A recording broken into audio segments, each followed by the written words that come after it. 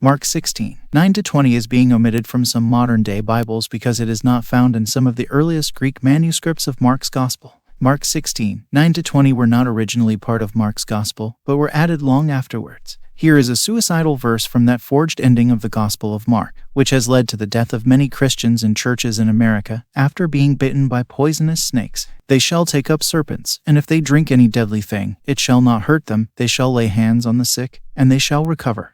Nearly all New Testament scholars believe verses 16:9-20 are not original to the Gospel. This leaves Christians with 4 New Testament Gospels providing no direct evidence that Jesus rose bodily from the dead or was seen by others. The ESV includes these words. Some of the earliest manuscripts do not include 16:9-20. The NIV and CSB include similar notes at the same place. Yet despite unanimous agreement of scholars that the verse is a forgery, it continues to be reprinted in the King James Version of the Bible. But Christians will always say, but don't worry, the Bible is still reliable. I will never follow a book which has been corrupted by Satan the accursed. The New Testament is fake and can never be trusted. It's the work of the devil in leading Christians to hellfire. If you just use a little logic, you'll see I'm right. I as a Muslim follow the Quran, because God has promised in the Quran to protect and preserve his final revelation. Indeed, it is we who sent down the Quran, and indeed, we will be its guardian.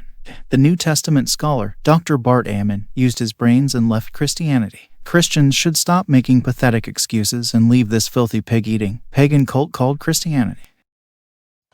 In Mark's Gospel, Jesus is put on trial, and he's crucified, he's dead, he's buried, and on the 3rd day, the women go to the tomb.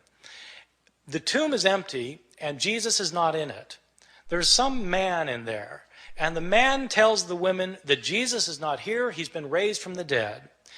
He tells the women, go tell the disciples that he will meet them in Galilee. And then it says the women fled from the tomb, and they didn't say anything to anyone, for they were afraid. Period. That's where it ends. That's the end of the Gospel of Mark. And you think, how could it end there? They're told to tell the disciples, but they don't tell anybody.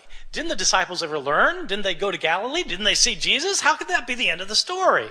And that's exactly the reaction the scribes had. They got to that ending, they said, how could it end there?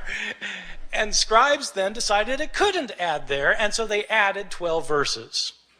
So that in your English Bibles today, you'll find 12 more verses after that, after chapter 16, verse 8, and often they'll be in double brackets because the translators will tell you in a footnote, these verses weren't originally in here, these were added by later scribes.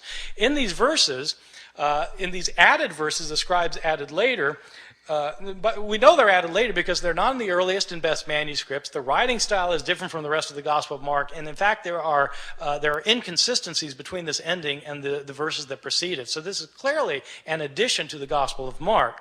In these final verses, according to these final verses, the women do go tell the disciples do go to Galilee, they do meet Jesus there, and Jesus then tells them that they're to make disciples of all the nations, and people who become his disciples will be able to speak in foreign languages that they previously didn't know. They'll be able to handle deadly snakes, and they'll be able to drink poison and it won't harm them. These are the verses that the Appalachian snake handlers in my part of the world use to base their liturgical practices on.